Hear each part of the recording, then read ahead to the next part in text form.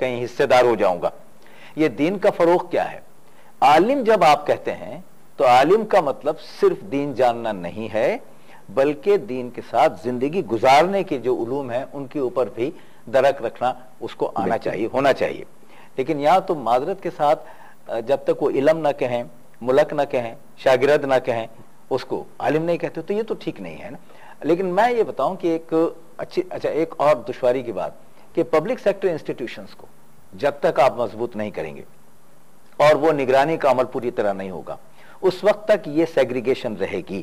Public sector institutions میں دو چیزیں ہیں. ایک تو آپ نے یہ کر دیا کہ قرآن پاک کی تعلیم 8ویں کلاس تک ہو جائے اور سیرت پڑھائی جائے، اسلامیات کو لازمی قرار دے دی. تو اس کا مطلب یہ ہوا کہ وہ جو خلیج تھی، کمی تھی، جو صرف وہ مدرسہ پورا کر رہا تھا، وہ اب یہاں بھی پوری کی جانے کی کوشش ہو رہی ہے.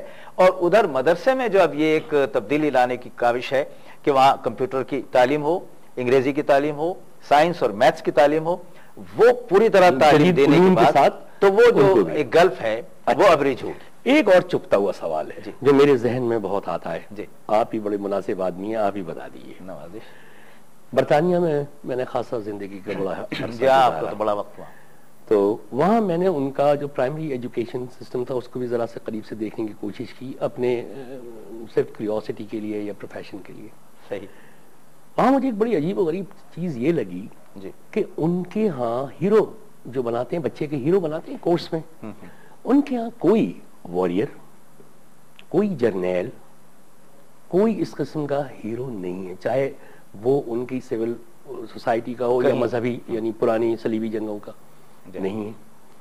وہاں پہ انہوں نے بچوں کو جو پڑھا رہے ہیں تو وہ اپنے دانشوروں کو ہیروز کے طور پہ پڑھا رہے ہیں.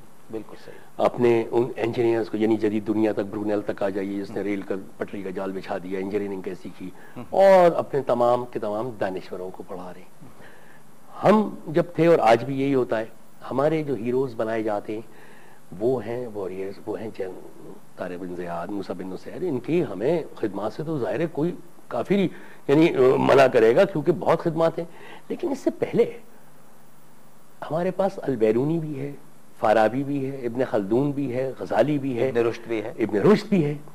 میں کہنا یہ چاہ رہا ہوں کہ ہمارے ہاں دانشوروں کو کیوں نہیں بچوں کا ہیروز بنایا جاتا. دیکھیے میں اس لیے کہہ رہا ہوں کہ اس کے بعد جب میں ان نوجوان سب کو بڑا ہوتے ہوئے وہاں دیکھا تو میں نے یہ دیکھا کہ ہمارے ہاں کا نوجوان جو ہے اپنے مسائل کا حل ملیٹنسی میں تلاش کرنے لگتا ہے، جبکہ وہاں کا جو نوجوان ہے اپنے مسائل کا حل سکولری میں تلاش کرنے لگتا ہے. کیا یہ وجہ تو نہیں ہے کہ ہیروز غلط ہو گئے؟ اچھا نہیں، لیکن میں جو صاحب اس کو تھوڑا سا یوں دیکھوں کہ جس وقت طارق بن زیاد کی ضرورت تھی وہ پھیلنے کا وقت تھا اسلام کو، اور کہاں سے کہاں لے گئے. ٹھیک. محمد بن قاسم کا ذکر ہے، میں نے کہا بالکل صحیح. لیکن کیا یہ لمحہ فکریہ نہیں ہے؟ تاریخ کے ابواب یہ بھی تو بتاتے ہیں کہ طارق بن زیاد کے ساتھ ہوا کیا، موسیٰ بن نصیر کے ساتھ ہوا کیا. پڑھا تو رہے ہیں آپ انہیں، لیکن موسیٰ بن نصیر اپنے گاؤں کی گلیوں میں بھیک مانگتے ہوئے آخری وقت میں گزرا. طارق بن زیاد کا پتہ نہیں چلا. محمد بن قاسم کو جیل میں ڈال دیا گیا، وہیں وہ ختم ہو گیا.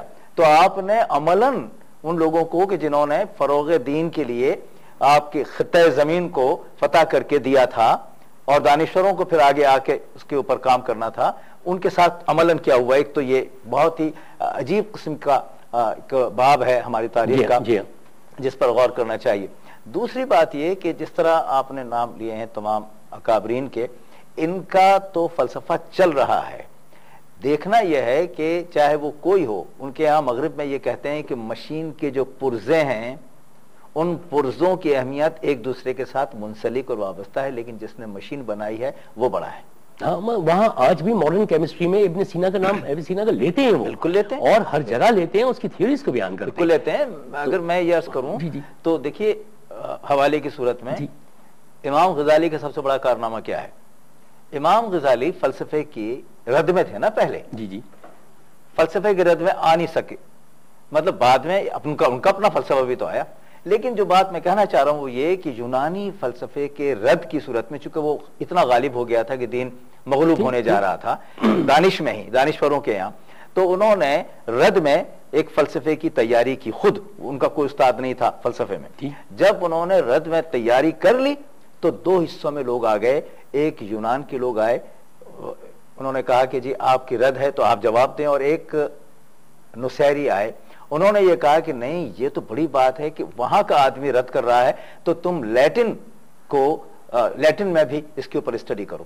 چنانچہ جتنا مغرب کا فلسفہ اور دانش ہے اس نے روٹ حاصل کیا، اس نے آگے بڑھ کے اس نمو پائی، اگر نمو نہیں ملتی تو امام غزالی ان کے بھی محسن ہیں۔ تو یعنی ہمارا پوائنٹ پروو ہو رہا ہے نا کہ جب یونانی فلسفہ اتنا بڑا کہ دینی عقائد پہ آنے لگا تو اس کا مقابلہ اسکالری سے کیا گیا، بالکل کیا، تلوار سے تو نہیں کیا گیا۔ اچھا ویسے بھی ایک بات سمجھ میں یوں آتی ہے کہ یہ جو ارباب علم و دانش ہیں یہ جب کسی معاشرے میں ہوتے ہیں تو اکانومی خود بخود بہتر ہوتی ہے، جب اکانومی بہتر ہوتی ہے تو ملک مضبوط ہوتا ہے، جب ملک مضبوط ہوتا ہے تو ہمیں جنرلوں کی یا سپاہیوں کی ضرورت پڑتی ہے، ورنہ اگر ہم پہلے سپاہی کریٹ کر لیں اور بعد میں ہم اکنامکس کو ڈھونڈتے رہیں تو یہ جو معکوس، یہ جو ریورس ہے، یہ کچھ زیادتی نہیں ہو گئی ہماری نئی نسلوں کے ساتھ؟ جی یہاں بھی میں پھر تھوڑی سی یعنی تاریخ کی طرف جاؤں کہ ایتھنس کا، یونان میں دو ہی فلسفے تھے نا، ایک ایتھنس کا تھا اور ایک اسپارٹا کا تھا۔ جی جی، اسپارٹا کا جو تھا وہ تھا کہ اپنے بچوں کو آپ جنگل میں دے دیں، بھیج دیں، اور وہ ان میں اگر قوت ہوگی سروائیو کرنے کی تو دوسری طرف سے نکل آئیں گے وہ ویریئرس۔ اور دانش جو تھی وہ ایتھنس میں تھی، اس وقت بھی ان دونوں کے درمیان تصادم تھا، لیکن جیتا کون؟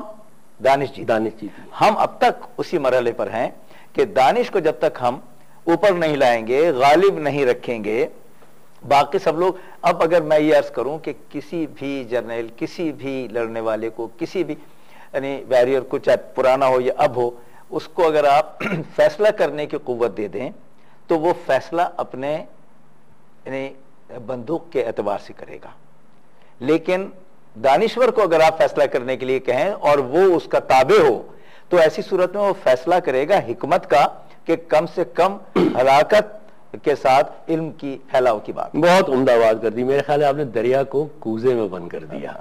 پروگرام کا وقت ختم ہو گیا، میری مجبوری یہ ہے، میں تو جی چاہ رہا تھا کہ اس گفتگو کو اور مزید جاری رکھتا مگر وہ پروگرام کا وقت ختم ہو گیا، لیکن میں ناظرین سے اس وعدے کے ساتھ اجازت دوں گا کہ آپ اسی طرح گاہے بگاہے ہماری عزت افزائی کرتے رہیں گے، تشریف لاتے رہیں گے ہمارے پروگرامز میں، اور اسی طرح ہم کچھ وہ جو سوالات ہمارے ذہنوں میں ہوتے ہیں آپ سے ہم گفتگو کریں گے۔ اس وعدے کے ساتھ میں آپ سے رخصت ہوں گا۔ انشاءاللہ میں ضرور حاضر ہوں گا۔ جب بہت بہت شکریہ پروفیسر انور احمد سعید صاحب، بہت نوازش، بہت اچھا لگا آپ سے بات کرنا۔ خواتین حضرات، وقت ختم ہو گیا، آپ نے بھی محسوس کیا ہوگا کہ جی تو چاہ رہا تھا کہ گفتگو کو آگے بڑھاتے پروفیسر انور احمد زئی۔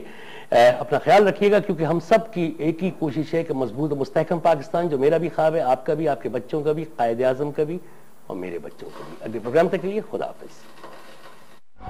ہر ایک الامر کو صدا دو کہ اپنی فرد عمل سنبھالے، اٹھے گا جب جم میں سر فروشاں، پڑیں گے دار و رسم کے لالے، کوئی نہ ہوگا جو بچا لے، جزا سزا سب یہیں پہ ہوگی، یہیں عذاب و ثواب ہوگا، یہیں سے اٹھے گا شور محشر، یہیں پہ روز حساب ہوگا۔